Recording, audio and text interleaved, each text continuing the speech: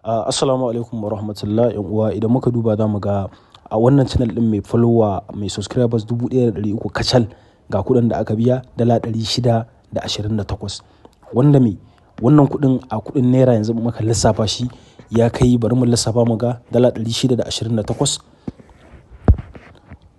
Yanzu dala tana naira 1,400 ne da wani abu, amma misali mu batta a 1,400 so 628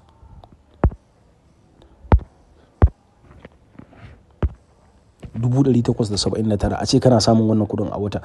Yan uwa, abin da nake son mu ƙara fahimta fa, wannan channel nan fa inda muka samu wannan kuɗin fa a channel ne nan fa a channel ne mai a channel wanda take da kwata-kwata subscribers 1,400 ne nan, 1,400 kwata-kwata. Wannan 1,400 nan yanzu bari mana misali, shekaran jiya kwana 2 da suka wuce baya kenan akwai wani channel da na buɗe sabuwa na example ma wasu ɗalibai na. Yan uwa, bari ku ga abin da zai baku mamaki a cikin channel din. Sai ne postin din wani wa'azi na malam.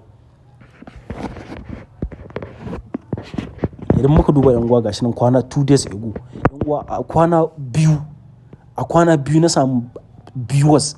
Yan uwa, ita fa YouTube ba ta buƙatar likes fa. Ita YouTube da viewers take calculation din kuɗin da za a baka in dai an ɗora ka a tsarin monetization.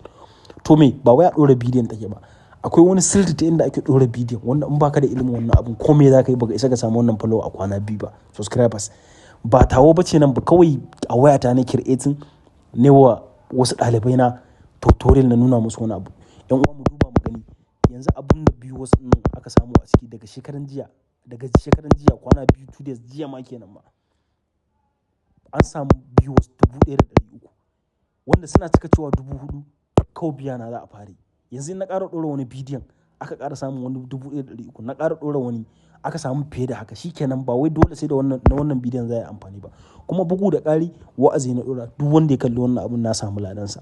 Addu'a daga manzon Allah, wannan addu'a ce na malam kawai ne post gashi nan. So in muna cewa ana samun kuɗi a YouTube, abin ba wai da wasa muke faɗarsa ba, da gaske ana samu yan uwa. Wallahi mu dai ba wai alfahari ko fariya ba ko, amma mun san cewa wani ma'aikacin gwamnatin sai dai biyo bayan mu. Kuma shi wani daɗi na da YouTube, in ka ga dama in dai ka iya yanda za ka ɗanga samun viewers da sauransu, za ka iya creating sama da guda 10, kuma in dai ka bi ka'idodi duka sai an biya ka a cikinsu. So amfanin me ka samu ilimin, in ka ga dama za ka iya buɗe account ka manta da shi ma kuɗi kawai taruwa zai dinga yi a ciki.